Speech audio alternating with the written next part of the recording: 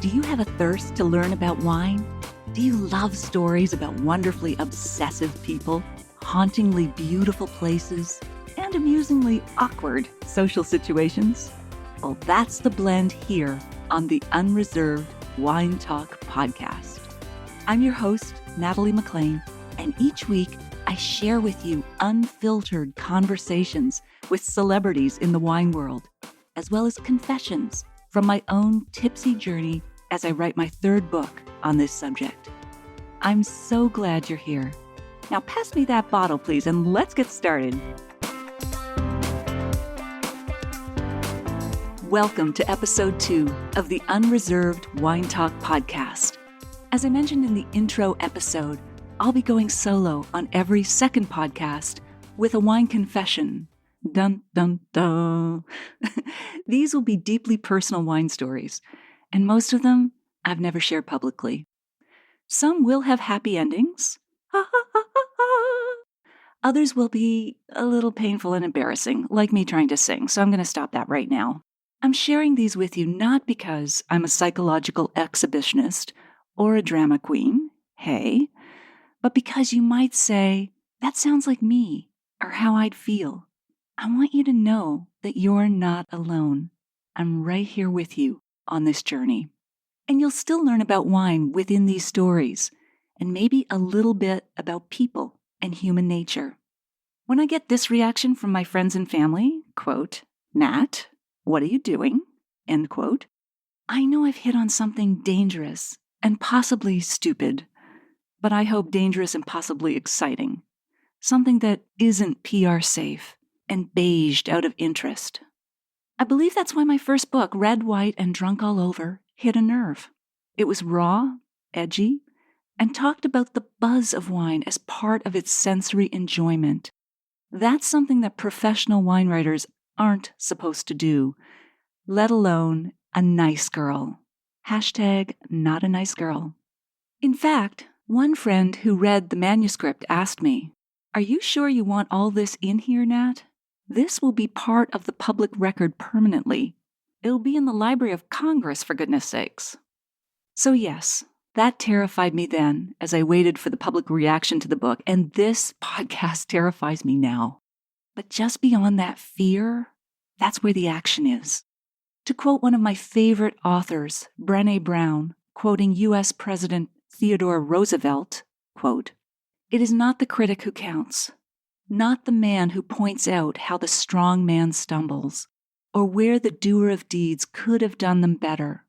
The credit belongs to the man who's actually in the arena, whose face is marred by dust and sweat and blood and wine, who strives valiantly, who errs, who comes up short again and again, because there is no effort without error and shortcoming, but who does actually strive to do the deeds, who knows great enthusiasms, the great devotions, who spends himself in a worthy cause, who at best knows in the end the triumph of high achievement, and who at worst, if he fails, at least fails while daring greatly, so that his place shall never be with those cold and timid souls who neither know victory nor defeat." End quote. So yes, I'm stepping into the arena again. It's been a while, but I'm ready now. I've started writing my third book, which will be less about wine itself, even though it takes place in the world of wine and wine writing. More on that later. I also take inspiration from the late Anthony Bourdain, whom I met years ago in the Manhattan office of our American publisher, Bloomsbury. I was so intimidated. He had published the New York Times best-selling book, Kitchen Confidential, and stood towering at 6'3". However, he was disarmingly down-to-earth when we spoke briefly. In his television show, No Reservations, he travels the world seeking offbeat places and real human connection through food. That's the inspiration for the approach and for the name of this podcast. My style is different, my scale and scope much smaller than his, but my mission is the same. Now, back to the buzz of wine. This was the alarming headline in a recent health study. Quote, "No amount of alcohol is safe," unquote. What? It was published in The Lancet, one of the oldest and most prestigious medical journals in the world. My first thought was, no, say it ain't so. My next thought was, I need to ask my doctor friends about this. Turns out that the study has several flaws, what a relief, including the fact that teetotalers were not part of the study. It's been proven in the past that moderate drinkers who have 1 glass of wine a day live longer than those who don't drink at all. There was also criticism published in the medical community about the alarmist headline and how the numbers and statistics were presented. The best advice I got? Stress is a bigger concern when it comes to both longevity and heart disease, the biggest killer.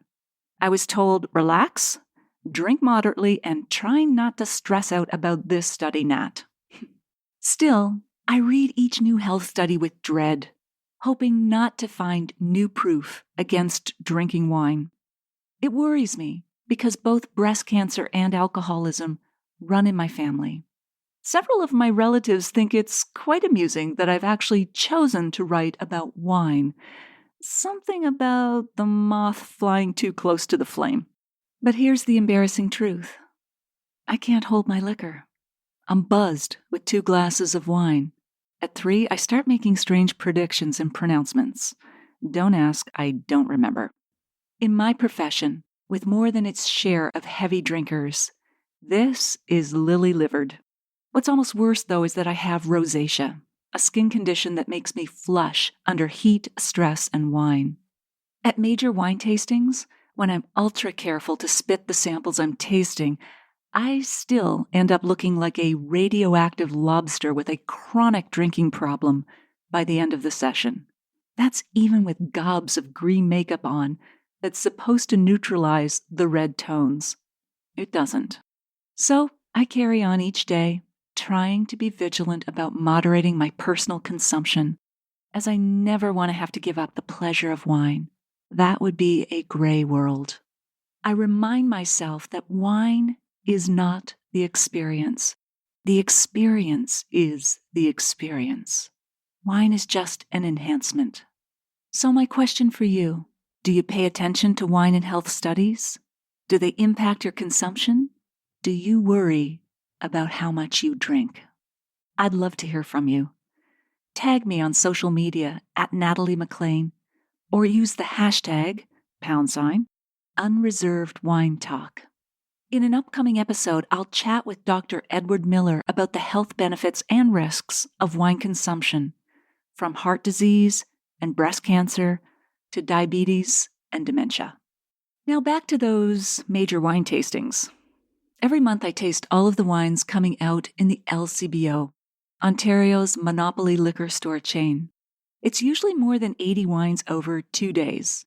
Lots of lobster action. I'd like to share a few of my favorites with you now, starting with Gerard Bertrand, Grand Terroir Les Asprés 2015. This is a full-body wine, and it's a blend of 50% Syrah, 40% Mourvèdre, and 10% Grenache grapes from the Côte de Roussillon, Les Asprés in southern France, and it's produced by Gerard Bertrand, who makes more than 85 different wines from 33 domains, or wineries or vineyards. I love the aromas of fleshy cherry, crushed black raspberry, cedar brush, and forest floor on this voluptuous wine. I like that I get to say voluptuous. Pair it with roast leg of lamb and sautéed sweet onions. It's $18.95, and I gave it 92 points out of 100. Are you thirsty yet?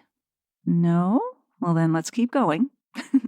Next up is the Henry of Pelham Spec Family Reserve Pinot Noir 2016.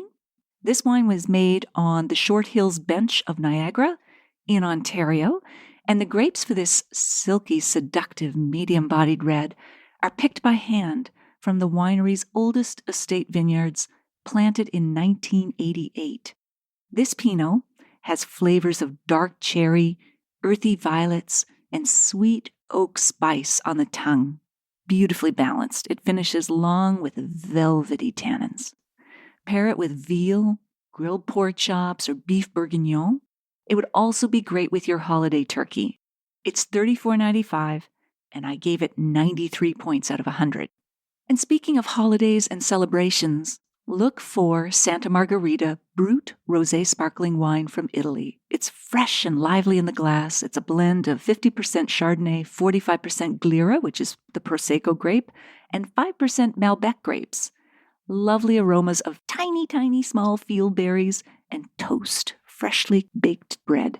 Pair it with seafood, shellfish, and, for something really inspired, potato chips. It's $21.95, which is a steal for sparkling wine, and I gave it 91 points out of 100. You can find more wine reviews on my website, and I'm going to link to these wines and reviews in the show notes, which you can find at nataliemclean.com/2. That's the number 2.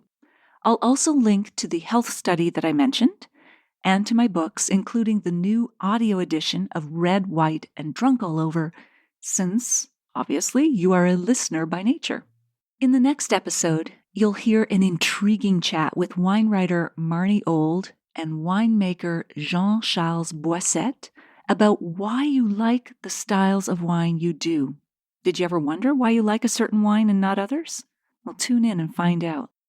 You can also listen back through past episodes, including a fascinating interview with New York journalist Pete Hellman, who dives into the shadowy world of wine forgery with his best-selling book, In Vino Duplicatas, The Rise and Fall of a Wine Forger Extraordinaire.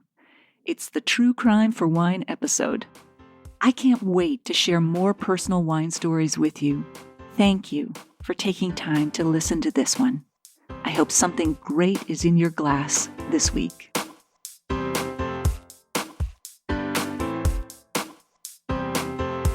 You don't want to miss one juicy episode of this podcast, especially the secret, full-bodied bonus episodes that I don't announce on social media. So, subscribe for free now at nataliemclean.com/subscribe. Meet me here next week. Cheers.